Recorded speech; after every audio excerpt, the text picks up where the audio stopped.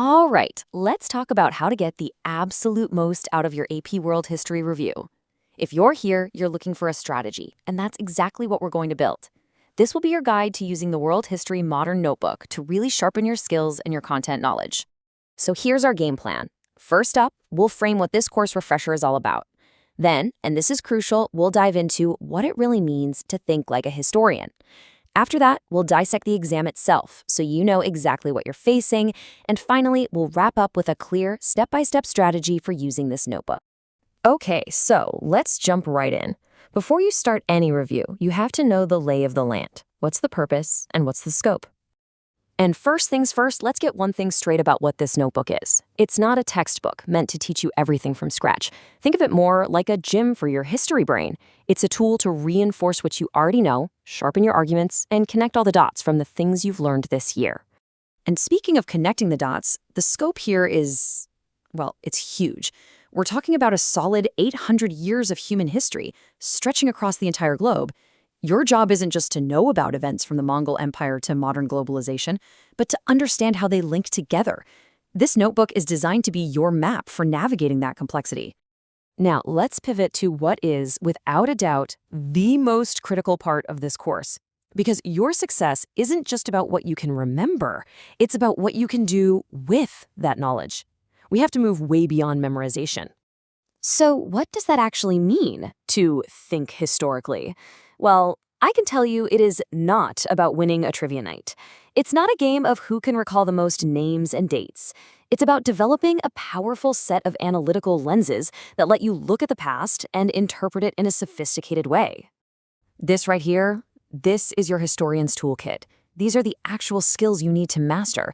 Can you look at a primary source and figure out its perspective, its purpose, its bias? Can you build a solid argument and back it up with evidence? You know, it's not just knowing that the Industrial Revolution happened. It's being able to argue how the steam engine caused huge changes in where and how people lived. These skills are the whole ballgame. And that really is the fundamental shift you have to make. Every single fact, person, or event you review is potential ammunition. It's evidence. Your goal is to become an architect of historical arguments, not just a warehouse full of historical facts. Okay, so you've got these skills. How do they actually get measured?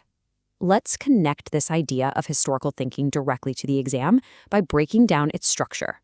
Knowing the layout is half the battle. So, take a look at this breakdown. The multiple choice section is a big piece of the pie, for sure, at 40%. But just look at what makes up the rest of it. What do you see? It's all about writing. The short answer, the DBQ, the long essay, that's where the majority of your points are.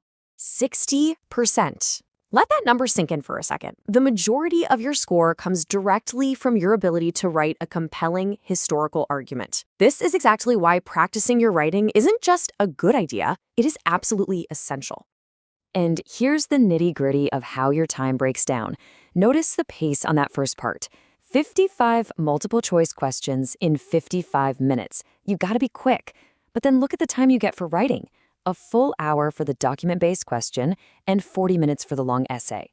Knowing this timing lets you practice your pacing so nothing comes as a surprise. So, we know why historical thinking matters, and we know how it's assessed. Now let's get to the how for you. How can you use this notebook to prepare? This is all about active, targeted review, not just passively flipping through notes. I've broken it down into a really simple 3-phase plan. Think of it this way. First, you review the content to build a solid foundation. Second, you refine your writing skills to apply that content effectively. And third, you test yourself to see where you stand.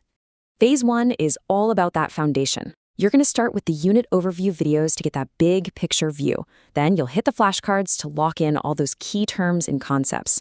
And maybe most importantly, you'll use the quick questions to diagnose your own understanding. They'll show you exactly where you need to focus your energy. All right, on to phase 2. This is where we tackle that huge 60% of your score. You're going to dive deep into the specific guides for the DBQ, the SAQ, and the LEQ. Your goal here is to really internalize what makes a great response, to understand the rubrics, and to see how to structure your arguments for maximum impact. And finally, phase 3. It's dress rehearsal time. You'll take the multiple choice practice exam to get a feel for the pacing and the style of the questions. Then you can get even more practice by working through the stimulus-based context questions. This is where you put it all together under pressure. And here's a pro tip. Seriously, do not sleep on this feature. This isn't just about reviewing, it's about learning. If you're stuck on a tricky concept, like, I don't know, the nuances of mercantilism, use the chat feature. You can ask super specific questions and get clear, accurate answers. It's like having a personal tutor on call 24/7. So there you have it. You've got the structure, you've got the strategy, and you've got the tools right here in front of you.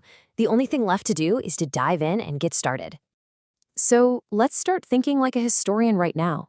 Stop asking, what do I need to memorize? And start asking better questions. What historical connection are you going to explore first? What comparison are you going to make? What chain of events are you going to trace? Your review starts not with a random fact, but with a great question. You've got this.